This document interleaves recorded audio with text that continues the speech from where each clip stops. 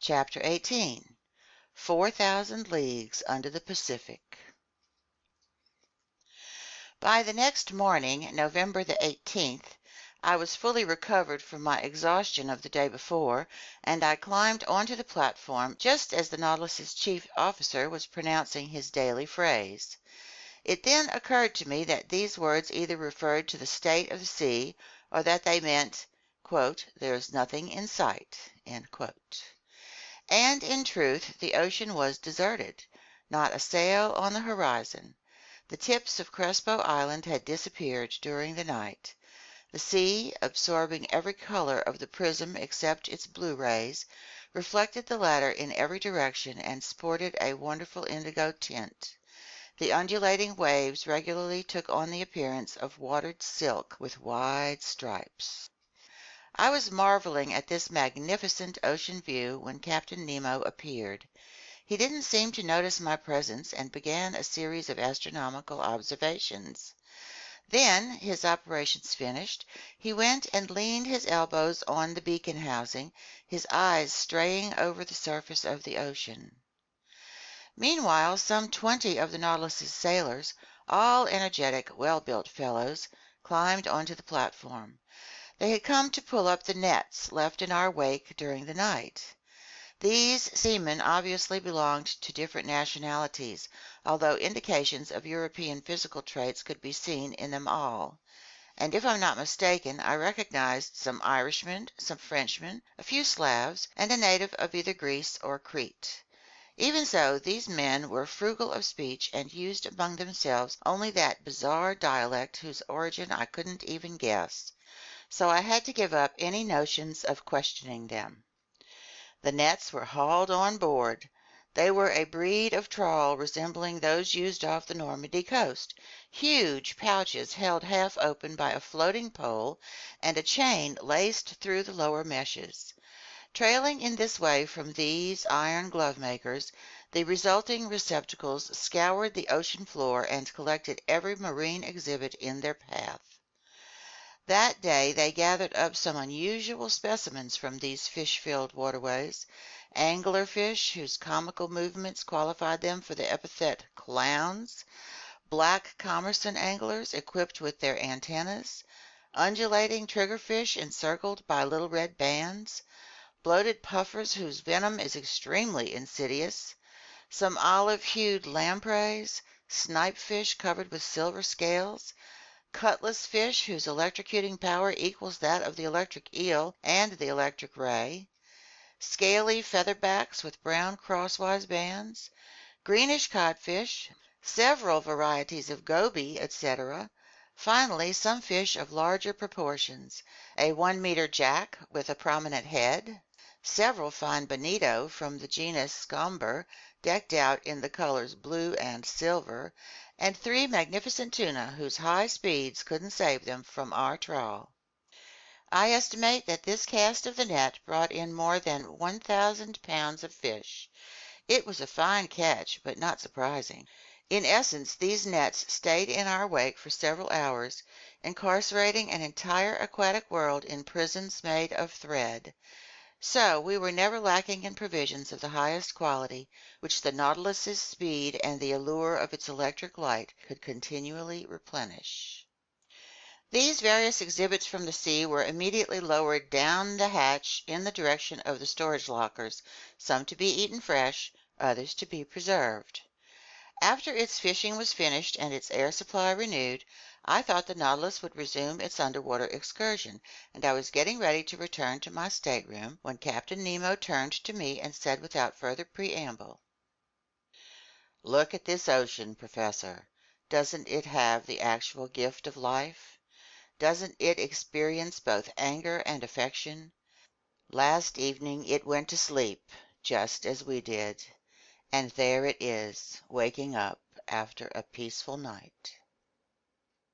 No hellos or good mornings for this gent. You would have thought this eccentric individual was simply continuing a conversation we'd already started. "See," he went on, "it's waking up under the sun's caresses. It's going to relive its daily existence. What a fascinating field of study lies in watching the play of its organism. It owns a pulse and arteries. It has spasms, and I side with the scholarly Commander Maury, who discovered that it has a circulation as real as the circulation of blood in animals. I'm sure that Captain Nemo expected no replies from me, and it seemed pointless to pitch in with "Ah, yes, exactly," or "How right you are." Rather, he was simply talking to himself, with long pauses between sentences. He was meditating out loud. "Yes," he said, "the ocean owns a genuine circulation, and to start it going, the Creator of all things has only to increase its heat, salt, and microscopic animal life. In essence, heat creates the different densities that leads to currents and countercurrents. Evaporation, which is nil in the high Arctic regions and very active in equatorial zones, brings about a constant interchange of tropical and polar waters. What's more, I've detected those falling and rising currents that make up the ocean's true breathing. I've seen a molecule of salt water heat up at the surface, sink into the depths, reach maximum density at -2 degrees centigrade, then cool off, grow lighter, and rise again. At the poles you'll see the consequences of this phenomenon, and through this law of far-seeing nature you'll understand why water can freeze only at the surface. As the captain was finishing his sentence, I said to myself, "The pole? Is this brazen individual claiming he'll take us even to that location?" Meanwhile the captain fell silent and stared at the element he had studied so thoroughly and unceasingly. Then, going on, "Salts," he said, "fill the sea in considerable quantities, Professor, and if you removed all its dissolved saline content, you'd create a mass measuring 4,500,000 cubic leagues, which, if it were spread all over the globe, would form a layer more than 10 meters high. And don't think that the presence of these salts is due merely to some whim of nature. No. They make ocean water less open to evaporation and prevent winds from carrying off excessive amounts of steam, which, when condensing, would submerge the temperate zones. Salts play a leading role, the role of stabilizer for the general ecology of the globe." Captain Nemo stopped, straightened up, took a few steps along the platform, and returned to me. "As for those billions of tiny animals," he went on, "those infusoria that live by the millions in one droplet of water, 800,000 of which are needed to weigh 1 milligram, their role is no less important. They absorb the marine salts, they assimilate the solid elements in the water, and since they create coral and madrepores, they're the true builders of limestone continents. And so, after they've finished depriving our water drop of its mineral nutrients, the droplet gets lighter, rises to the surface, there absorbs more salts left behind through evaporation, gets heavier, sinks again, and brings those tiny animals new elements to absorb. The outcome? A double current, rising and falling, constant movement, constant life, more intense than on land, more abundant, more infinite. Such life blooms in every part of this ocean, an element fatal to man, they say, but vital to myriads of animals, and to me." When Captain Nemo spoke in this way, he was transfigured, and he filled me with extraordinary excitement. "There," he added, "out there lies true existence, and I can imagine the founding of nautical towns, clusters of underwater households that, like the Nautilus, would return to the surface of the sea to breathe each morning. Free towns, if ever there were. Independent cities.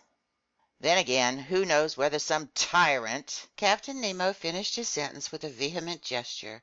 Then, addressing me directly, as if to drive away an ugly thought, "Professor Aronnax," he asked me, "do you know the depth of the ocean floor?" "At least, Captain, I know what the major soundings tell us."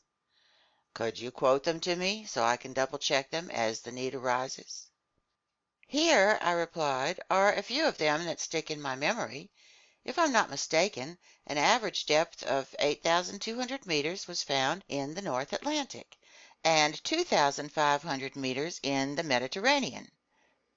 The most remarkable soundings were taken in the South Atlantic near the 35th parallel, and they gave 12,000 meters, 14,091 meters, and 15,149 meters.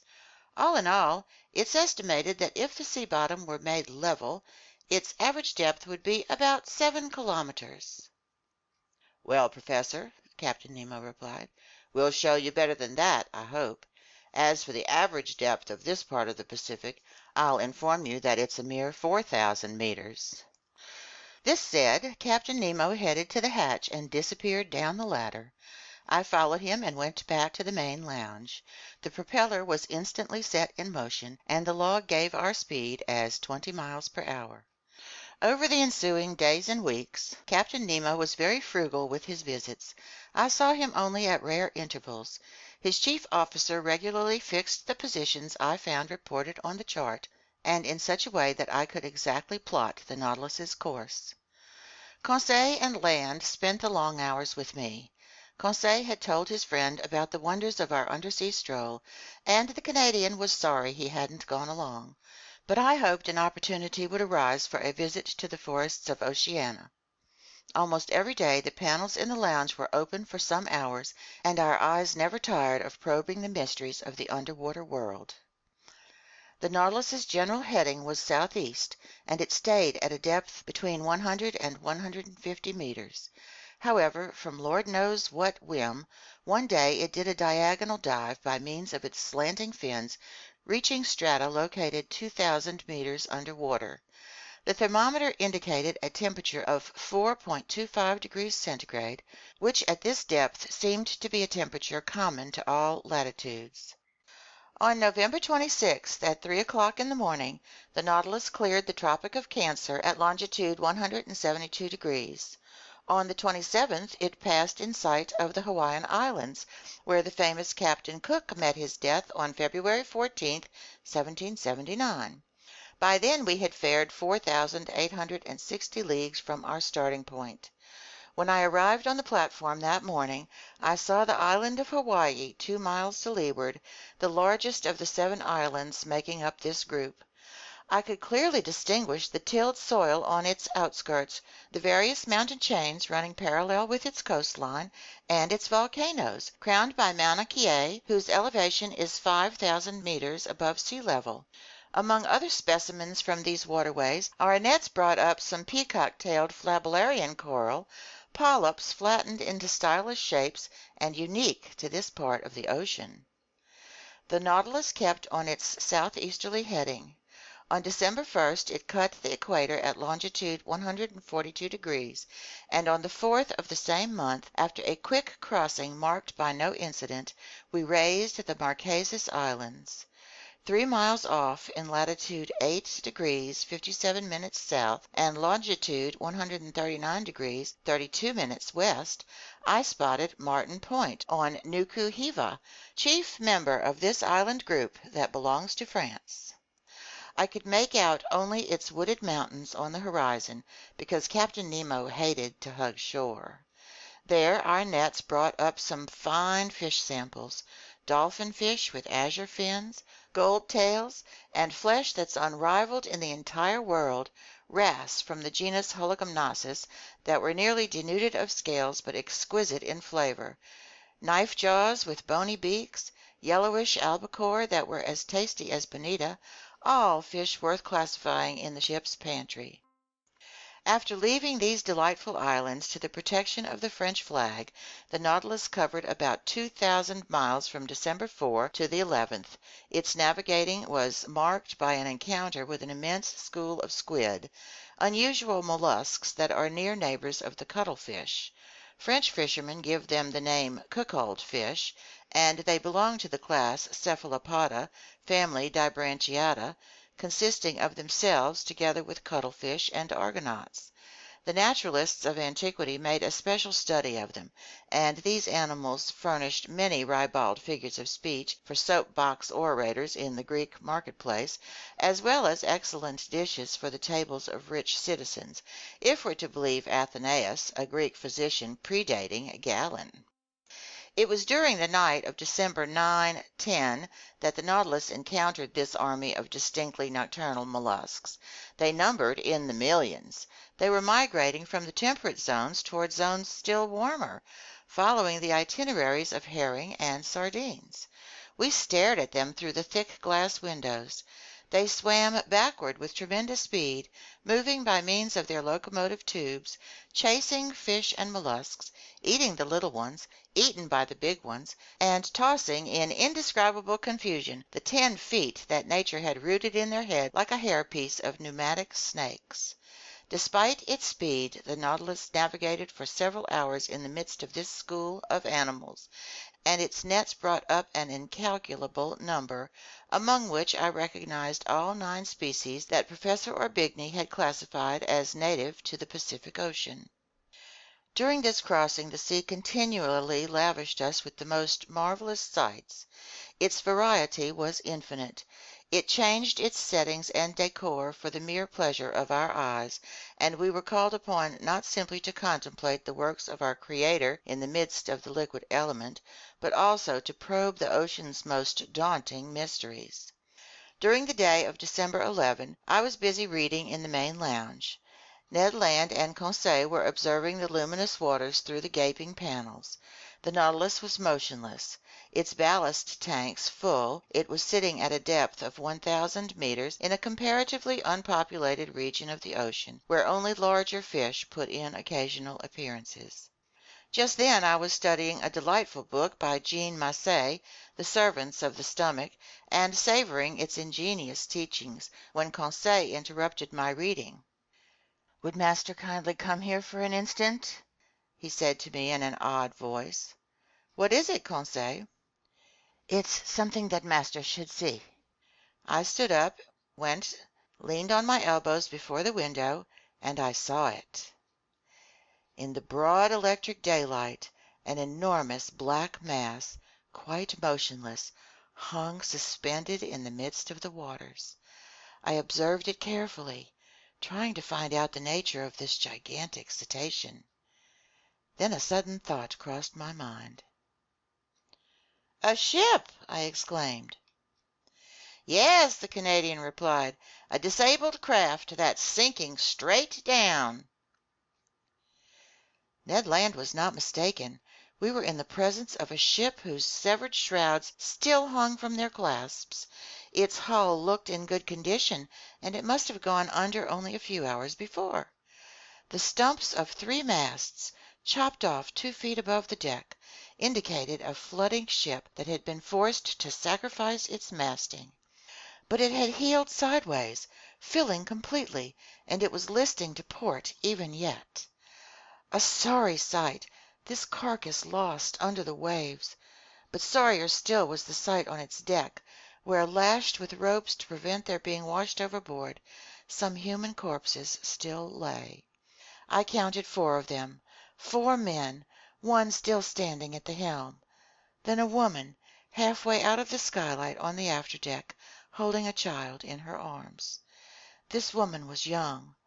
Under the brilliant lighting of the Nautilus's rays, I could make out her features, which the water hadn't yet decomposed. With a supreme effort she had lifted her child above her head, and the poor little creature's arms were still twined around its mother's neck. The postures of the 4 seamen seemed ghastly to me, twisted from convulsive movements, as if making a last effort to break loose from the ropes that bound them to their ship. And the helmsman, standing alone, calmer, his face smooth and serious, his grizzled hair plastered to his brow, his hands clutching the wheel, seemed even yet to be guiding his wrecked 3-master through the ocean depths. What a scene! We stood dumbstruck, hearts pounding, before this shipwreck caught in the act, as if it had been photographed in its final moments, so to speak, and already I could see enormous sharks moving in, eyes ablaze, drawn by the lure of human flesh. Meanwhile, turning, the Nautilus made a circle around the sinking ship, and for an instant I could read the board on its stern. The Florida, Sunderland, England. End of chapter 18.